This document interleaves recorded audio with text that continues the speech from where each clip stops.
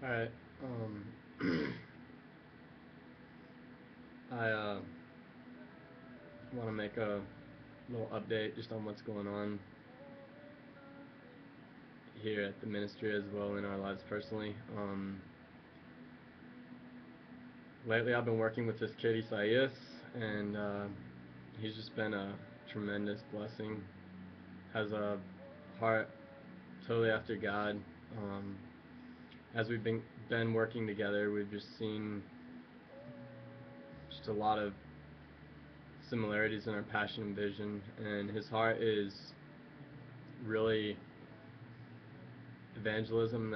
That's also the heart God has given me. Is um, I feel like the basis of the ministry here is evangelism, and God's allowed us just to be able to really press press into that calling of evangelism, and we've um, we've gone out a lot to um, prisons, hospitals. We've been preaching on the buses. We've been preaching in parks, handing out hundreds of tracts around the city. And I don't know, there's just always been this just backing that God's backed us with pretty heavily. And every time we go out, there's no, I don't know, I know my own inadequacies, and I just know that in and of myself, I, I have nothing to offer, but whenever you make that little step of faith, there's always a fear to speak in front of people. But whenever you take that little step of faith, like God is just so faithful to meet you, and truly I know that it's God's heart because He always just backs us. He always anoints the word. Um, but also we've been working with doing discipleship here in Zone 10 with a local police department, and we work with three sets of guys that work there, and there's 20 guys in each group, each shift, I guess, and they basically one of the groups, 11 guys got sent to prison, 11 police officers for they're accused of kidnapping and holding for ransom some people here in the city. But we just recently were able to go to prison and visit these guys that we've been discipling for the past 6 months, and it was such a blessed time. We've talked to these guys, we've talked to their um, co-workers or the other police officers there at the station, and none of them really believe that they're that not responsible, but that they actually did this. They're saying that it's lies and stuff like that, and we don't really know, but they I don't know. I know that God's doing a work in their hearts because so much truth has been presented to them, and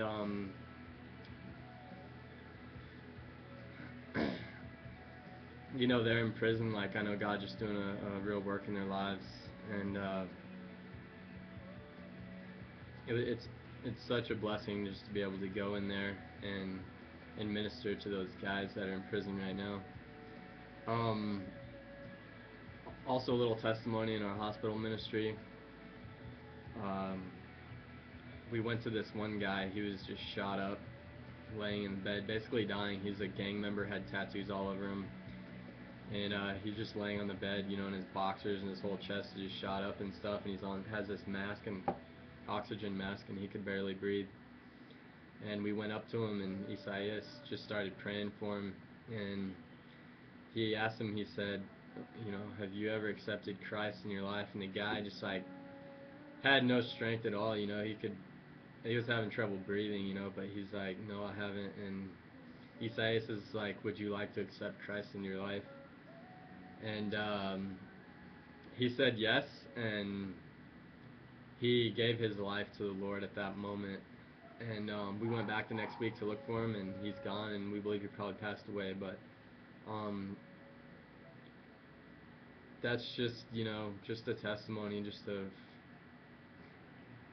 there's people out there dying in their deathbed that need to hear the gospel. And I believe, this guy probably gave his life to the Lord, and maybe he spent his whole life, you know, on the wrong road, but if he really cried out in sincerity in his heart, I believe God God saved him.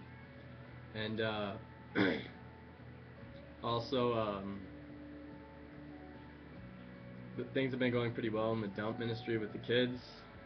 The past couple of weeks, we've suspended all our activities. We've just taken some time to really refocus and just really seek God in a lot of areas, and just ask His blessing upon what we're doing. We know that we can't do any of this without Him, and we really just want Him to just do something beyond us. So we've been just taking some time just to really seek God. And also, God's, ever since I came to Guatemala, I've had a vision to have a discipleship ministry or school here, and I never knew if it would come to pass, but God's recently just set me up with some people, this guy Brian Fry, his wife Melanie, and my friend Daniel Cepeta, and Isaias. Just Brian has the same vision, and we started talking about it, and God just put it on our heart to just go forwards with this. Whether it's, flops or not, like, we're gonna go forwards with it, and we've just been doing a lot of planning, and I just see God opening up doors. I believe if it's His will, He's gonna bring the people that He wants to come. And if you guys would pray that God would bring students to this, it's gonna have a price, because we don't have money to fund it ourselves, but you know, we're believing that God's just gonna do like awesome things, and raise up the discipleship school is gonna be called CX Frontline. And the reason the name is Frontline is because um, we wanna raise up frontline workers. We wanna raise up Guatemalans that are willing to go to the mission field, that are willing to go to unreached peoples, Guatemalans that are willing to sell all, and impact the world. And I know many times we think of missionaries, we think of Americans or people from England or Europe or different places, but I think God can mightily use these people here in this country, and they honestly, when they go out to the mission field, they don't need to have $70,000 a year to survive. Like, these people live off of $200 a month or less, and they know what it means to live on little. And I think, if God can just radically just get a hold of some of these people's lives, we're going to see God just move forwards in this country and around the world. Also, closed off countries, I think it would be easier for them to get into these places, and less suspicious, I would think, as well. But basically, we just want to raise up real true disciples that know God. That's the vision of the schools, just to bring people into true intimacy with God, and let Him basically, wreck their lives, I guess, and bring them to just a place of full surrender to Him. And we're going to start the school in January, God willing, and it's going to be a 10-month program with a second optional year for those who would like really have a heart after God, and we're just going to try to lead them into what God has for them. So this is a little update, and I just thank you guys for your prayers. Thank you for your support and your love and everything. Thanks a lot. God bless.